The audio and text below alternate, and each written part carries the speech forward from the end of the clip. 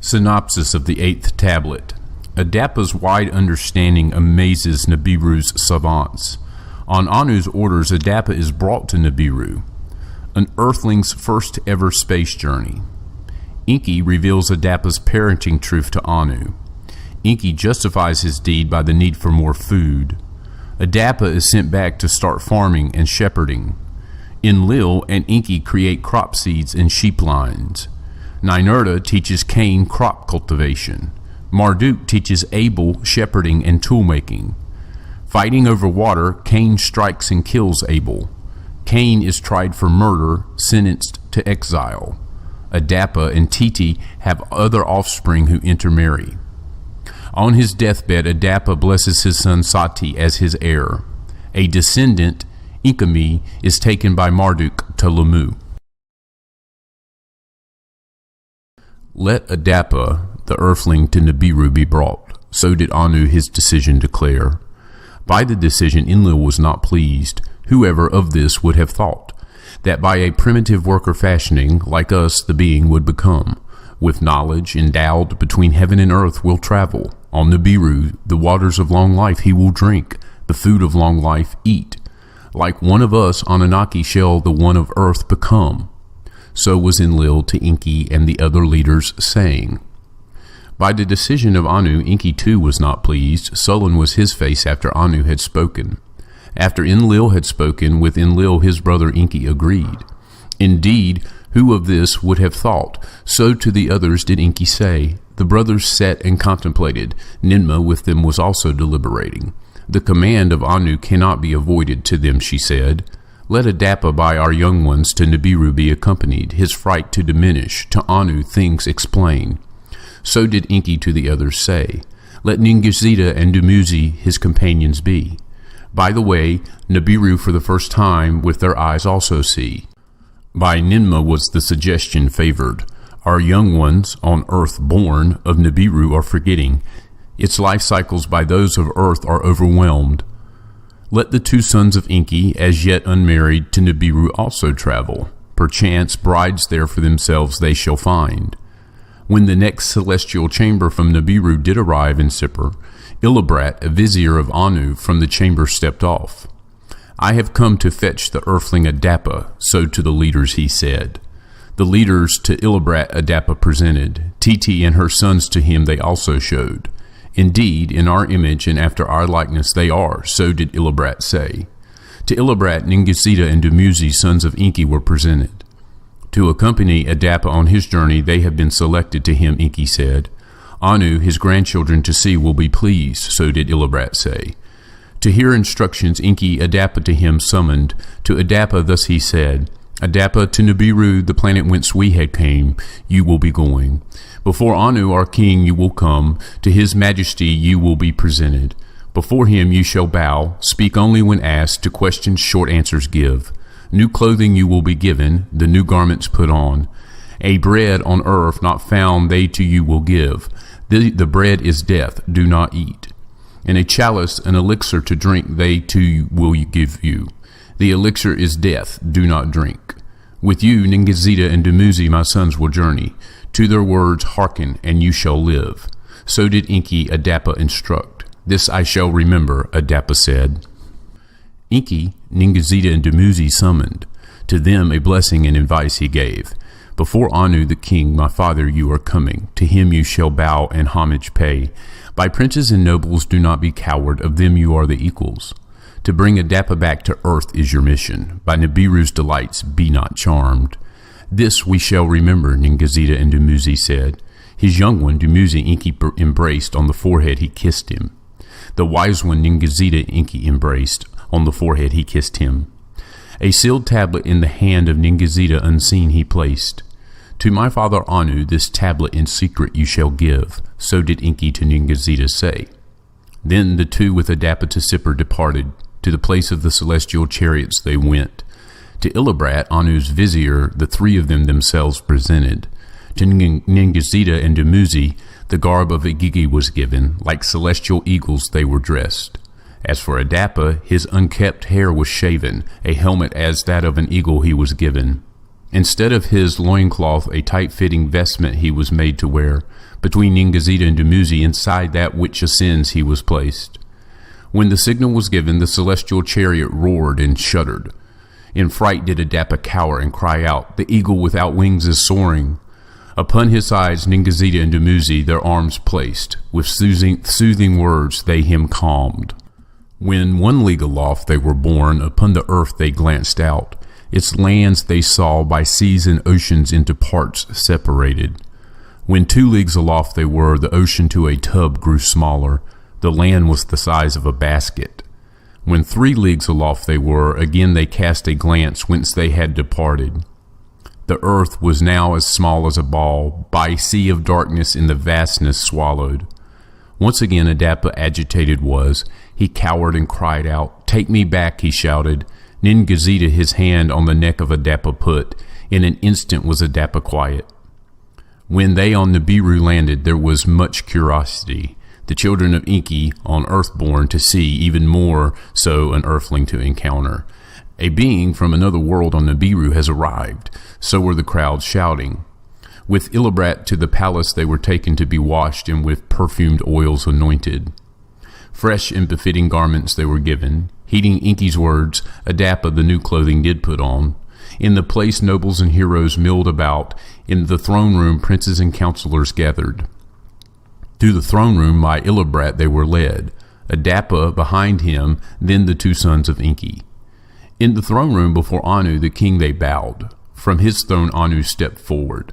My grandsons, he cried out. He hugged Dumuzi and he hugged Ningizida.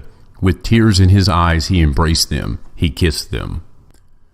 To his right Dumuzi he bade to be seated. On his left Ningizida sat. Then Ilibrat to Anu the earthling Adapa presented. "Does he our speech understand?" Anu the king of Ilibrat inquired. "Indeed he does. By the Lord Enki was he taught," Ilibrat so answered. "Come hither," Anu to Adapa said. "What is your name and your occupation?" Forward Adapa stepped. Again he bowed. "Adapa is my name, of the Lord Enki a servant." So did Adapa in words speak. His speaking great amazement was causing. "A wonder of wonders on earth has been attained," Anu declared. "A wonder of wonders on earth has been attained," all the assembled shouted. "Let there a celebration be. Let us our guests thus welcome," Anu was saying. To the banquet room Anu all who were assembled led. To the laden tables he happily gestured. At the laden table bread of Nibiru Adapa was offered. He did not eat it. At the laden tables elixir of Nibiru Adapa was offered. He did not drink it. By this Anu the king was puzzled, was offended. Why has Enki to Nibiru this ill-mannered earthling sent? To him the celestial ways reveal. "Come now, Adapa," to Adapa Anu said. "Why did you neither eat nor drink? Our hospitality rejected." "My master the Lord Enki commanded me, the bread do not eat, the elixir do not drink." So did Adapa the king Anu answer. "How odd is this thing," Anu was saying. "For what has Enki from an earthling our food and elixir prevented?" He asked Ilibrat. He asked Dumuzi. Ilibrat the answer knew not. Dumuzi could not explain. He asked Ningizida. "Perchance in this lies the answer," Ningizida to Anu said. The secret tablet that he carried hidden to Anu the king he then gave. Puzzled was Anu. Anu was concerned. To his private chamber he went, the tablet to decipher. Now this is the account of Adapa, of civilized mankind the progenitor, and how his sons Cain and Abel, satiation on earth was started. In his private chamber Anu the tablet's seal broke open.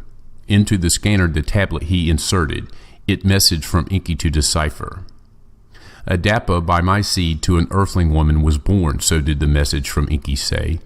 "Likewise was Titi by another earthling woman of my seed conceived. With wisdom and speech they are endowed, with Nibiru's long lifetime they are not. The bread of long living he should not eat, the elixir of long life he should not drink. To live and die on earth Adapa must return, mortality his lot must be. By the sowing and shepherding by his offspring on earth satiation shall be." So did Enki the secret of Adapa to his father Anu reveal. By the secret message from Enki Anu was astounded. Whether to angry be or laugh he knew not. Ilibrat his vizier to his private chamber he summoned. To him he thus said, That son of mine Ea, even as Enki his free ways with females has not mended. To Ilibrat his vizier the message on the tablet he showed. What are the rules? What is the king to do? Of his vizier Anu inquired. Concubines by our rules are permitted. Of interplanetary cohabitation no rules exist. So did Ilibrat to his king respond. If damage there be, let it be restricted. Let Adapa forthwith to earth be returned. Let Ningazita and Dumuzi longer stay. Anu then Ningazita to his private chamber summoned. Know you what your father's message said? Of Ningazita he inquired. Ningazita, his head lowered, with whispering voice he said, I know not, but guess I can. The life essence of Adapa I have tested, of Enki's seed he is. That indeed is the message to him, Anu said. Adapa to earth forthwith shall return. To be of civilized man a progenitor his destiny shall be. As for you, Ningazita, to earth with Adapa you shall return. Of civilized man at your father's side to become the teacher. So did Anu the king the decision make. The destiny of Adapa and Ningazita he determined. To the assembled savants and nobles, princes and counselors Anu and the other two returned. To the assembled words of decision Anu announced. The welcome of the earthling must not be overextended. On our planet he cannot eat or drink. Of his astounding abilities we have all seen, let him to earth return. Let his offspring there on earth fields till and in meadows shepherd. To ensure his safety and avoid his agitation, Ningazita with him back will travel. With him the seeds of Nibiru of grains which multiply to earth will be sent. Dumuzi, the youngest, for a shar with us shall stay. Then to earth with ewes and the essence of sheep he shall return. This was the decision of Anu. To the king's words all in agreement their head bowed. At the appointed time Ningazita and Adapa to the place of the celestial chariot were taken. Anu and Dumuzi, Ilibrat and counselors, nobles and heroes to them farewell bade. There was roaring and shuddering, and the chariot was lofted. The planet Nibiru grew smaller they saw, then from horizon to zenith the heavens they saw.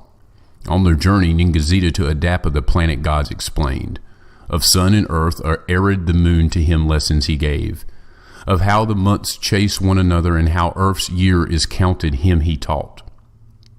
When to earth they returned, to his father Enki Ningazita all that had happened related. Enki laughed and struck his loins. It all went as I expected with glee, he said. Except the detention of Dumuzi. That is a puzzle, so did Enki say. By the prompt return of Ningazita and Adapa Enlil was greatly puzzled. What is the matter? What on Nibiru transpired of Enki and Ningazita he inquired. Let Nimma too be summoned. Let her too of what transpired here, Enki to him said. After Nimma arrived, to Enlil and to her Ningazita all did tell.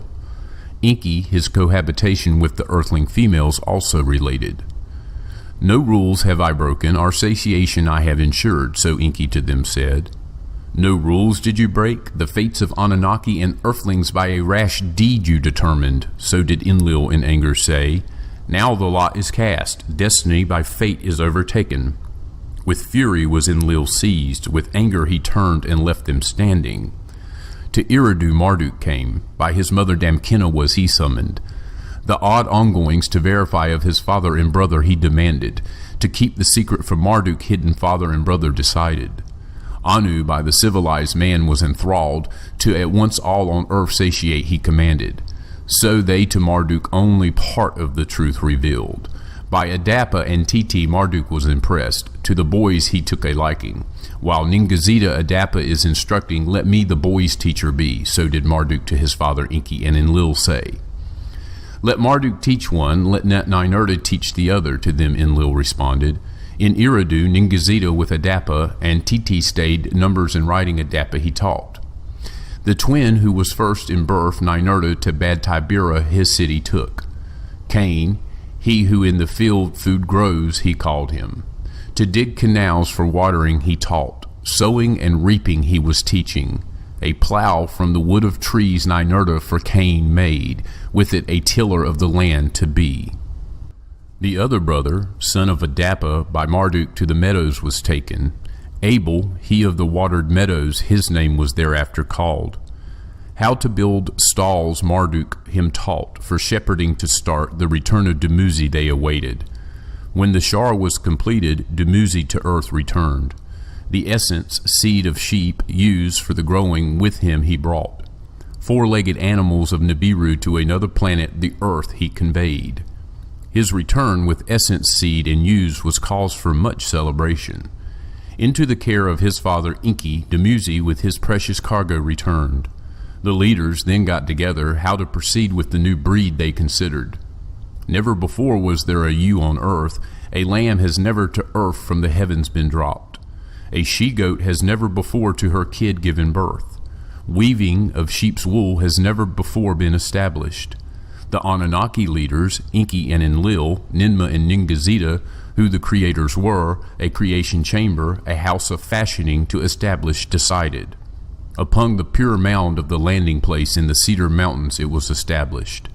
Near where the elixir seeds by Ninmah brought were planted there was the creation chamber established.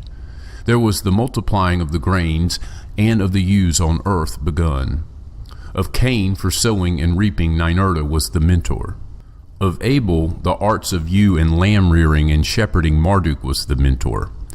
When the first crops were reaped, when the first sheep matured, let there be a celebration of first, Enlil a decree proclaimed.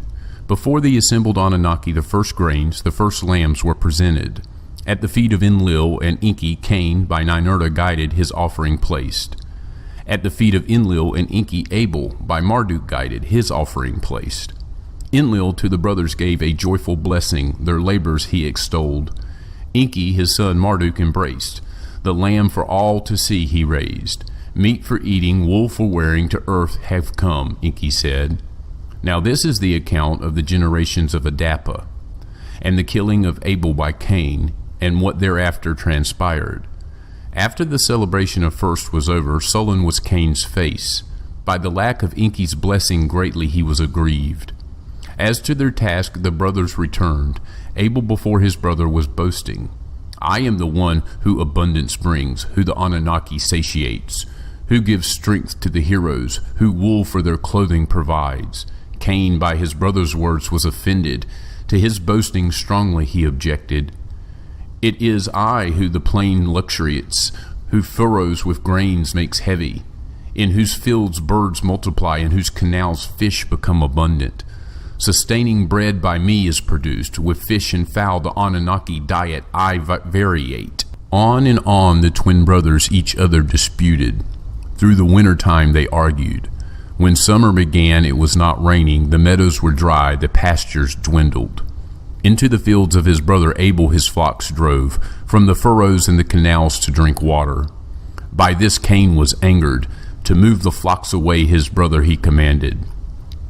Farmer and shepherd, brother and brother, words of accusation uttered. They sped on each other, with their fists they fought. Greatly enraged, Cain a stone picked up. With it he Abel in the head struck. Again and again he hit him until Abel fell, his blood from him gushing. When Cain his brother's blood saw, Abel, Abel, my brother, he shouted. Motionless on the ground did Abel remain, from him his soul had departed. By the brother whom he had killed, Cain remained. For a long time he sat crying. Titi it was who of the killing was the first to know by a premonition. In a dream vision, as she was sleeping, Abel's blood she saw, in the hand of Cain it was. Adappa from his sleep she awakened, her dream vision to him she told. A heavy sorrow fills my heart, did something terrifying happen? So did Titi to Adappa say, greatly agitated she was. In the morning the two from Eridu departed, to the whereabouts of Cain and Abel they went. In the field they found Cain, by the dead Abel he was still seated. A great cry of agony Titi shouted. Adappa spread mud on his head. What have you done? What have you done? To Cain they shouted. Silence was Cain's answer. To the ground he threw himself and wept.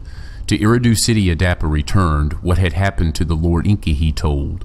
With fury, Enki Cain confronted. Accursed you shall be, to him he said.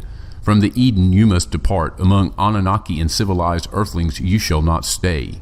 As to Abel in the fields, his body cannot for the wild birds remain.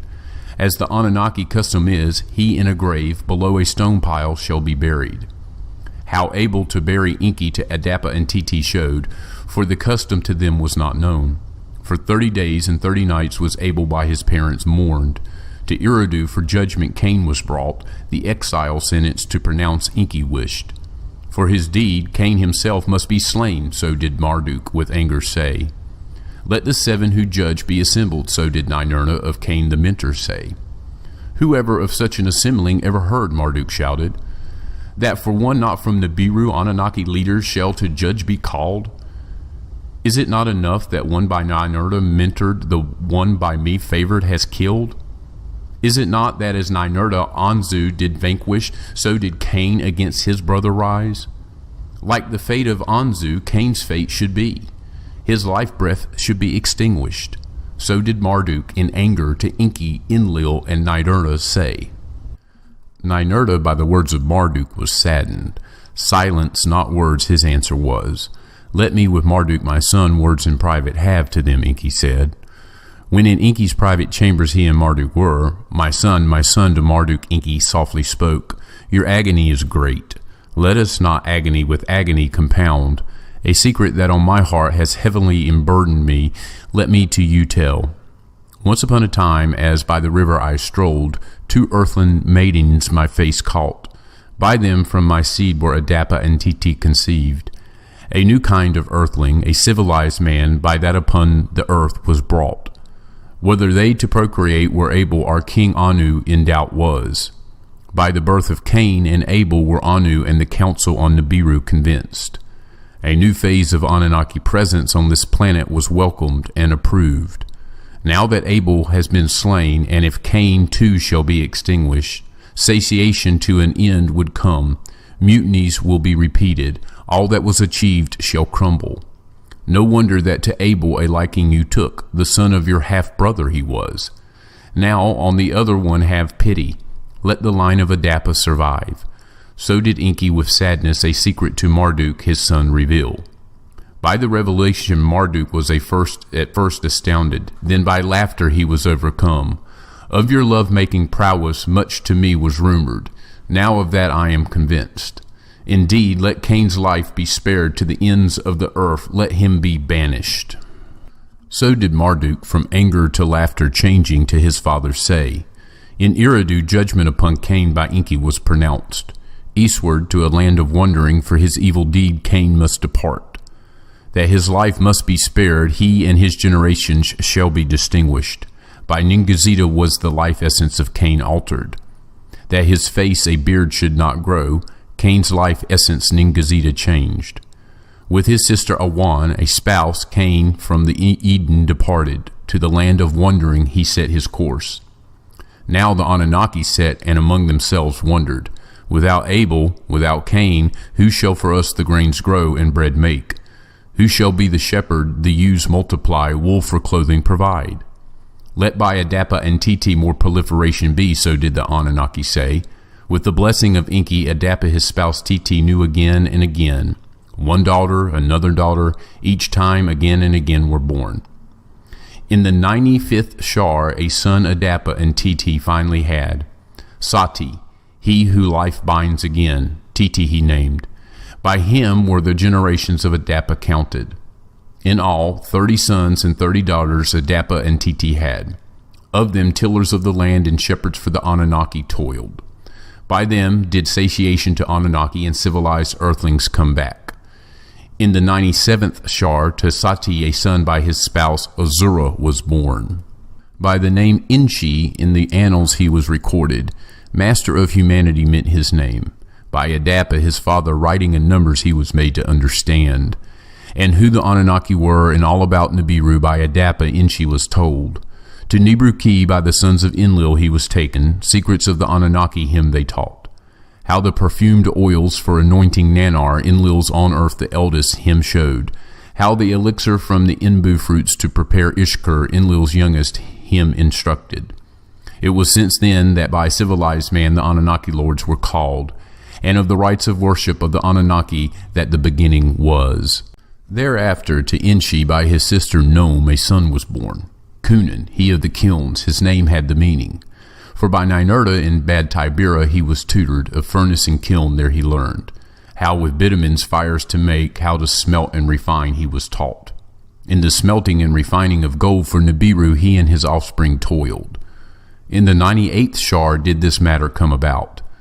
Now this is the account of the generations of Adapa after Cain was exiled, and the heavenly journeys of Enki and the death of Adapa.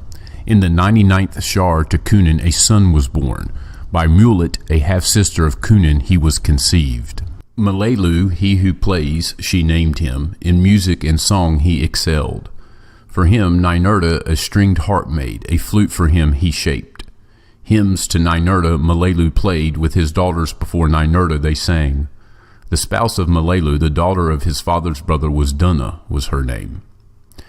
In the 100th Shar, since the count on earth had begun, a son of Malelu and Dunna was born, their firstborn he was.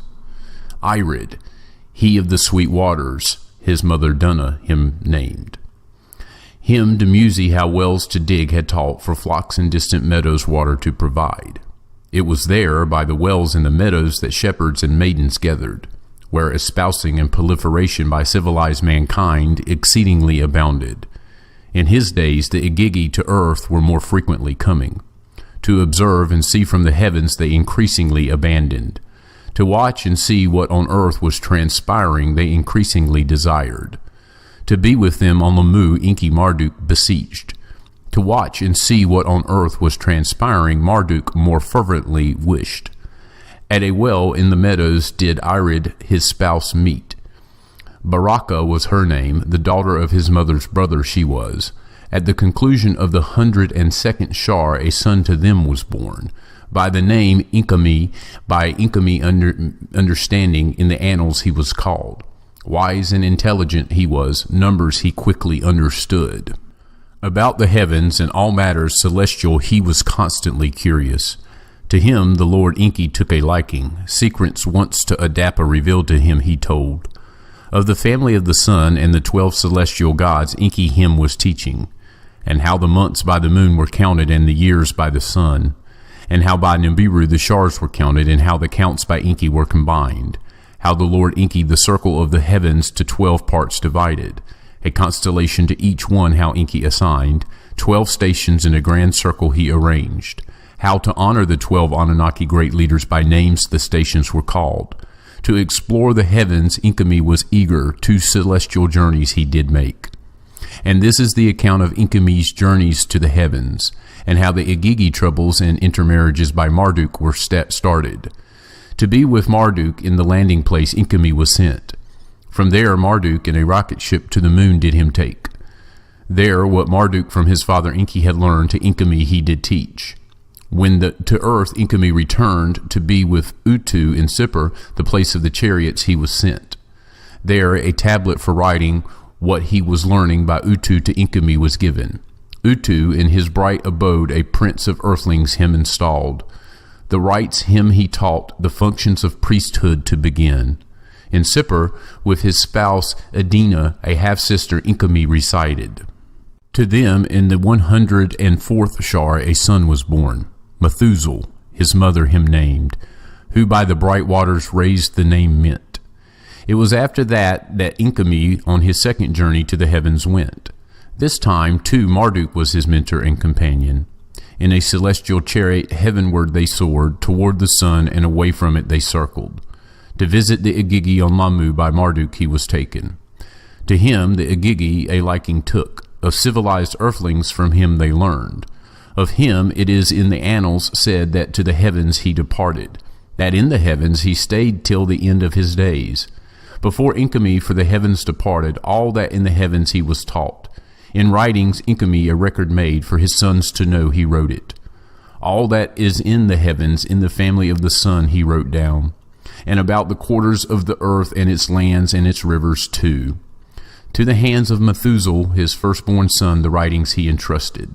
with his brothers Ragam and Gadad to study and abide by. In the 104th Shar was Methuselah born. To the Igigi troubles in what Marduk had done he was a witness. By his spouse Ednah a son to Methuselah was born, Lumach. Mighty man was his name. In his days conditions on earth became harsher. The toilers in the field and meadow raised complaints. As a workmaster, the Anunnaki Lumach appointed the quotas to enforce, the rations to reduce. In his days it was that Adapa his death time attained. And when Adapa knew that his days to an end were coming, let all my sons and sons of sons assemble themselves to me, he said, that before I die I may bless them, and words to them speak before I die. And when Sati and the sons of the sons had gathered, where is Cain, my firstborn? Adapa of them all asked. Let him be fetched to them all, he said. Before the Lord Enki, Sati his father's wish presented. What to be done of the Lord, he asked. Enki then Ninurta summoned. Let the banished one, of whom the mentor you were, to Adapa's deathbed be brought. In his bird of heaven, Ninurta betook himself. To the land of wandering he flew. Over the lands he roamed. From the skies for Cain he searched. And when he found him, like on eagle's wings Cain to Adapa he brought. When of his son's arrival Adapa was informed, let Cain and Sati before me come, Adapa said. Before their father the two came, Cain the firstborn on the right, Sati on the left. And the eyesight of Adapa having failed, for recognition his sons' faces he touched. And the face of Cain on the right was beardless, and the face of Sati on the left with beard was. And Adapa put his right hand on the head of Sati, the one on the left, and he blessed him and said, Of your seed shall the earth be filled. And of your seed as a tree with 3 branches, mankind a great calamity shall survive. And he put his left hand on the head of Cain on his right, and to him said, For your sin of your birthright you are deprived, but of your seed 7 nations shall come. In a realm set apart they shall thrive, distant lands they shall inhabit. But having your brother with a stone killed, by a stone will be your end. And when Adapa finished these words saying, his hands dropped, and he sighed and said, Now summon my spouse Titi, and all the sons and all the daughters. And after my spirit leaves me, to my birthplace by the river carry me. And with my face toward the rising sun there bury me. Like a wounded beast Titi cried out, to her knees by Adapa's side she fell. And the 2 sons of Adapa, Cain and Sati, in a cloth his body wrapped. In a cave by the banks of the river, by Titi shown, Adapa they buried. In the midst of the 93rd Shar was he born. By the end of the 108th he died. A long life for an earthling he had. The life cycle of Enki he did not have. And after Adapa was buried, Cain to his mother and brother farewell bade. Ninurta in his bird of heaven to the land of wandering him he returned. And in a distant realm Cain had sons and daughters, and he from them a city built, and as he was building by a falling stone he was killed. In the Eden Lumach as a workmaster the Anunnaki served. In the days of Lumach did Marduk and the Igigi with earthlings intermarry.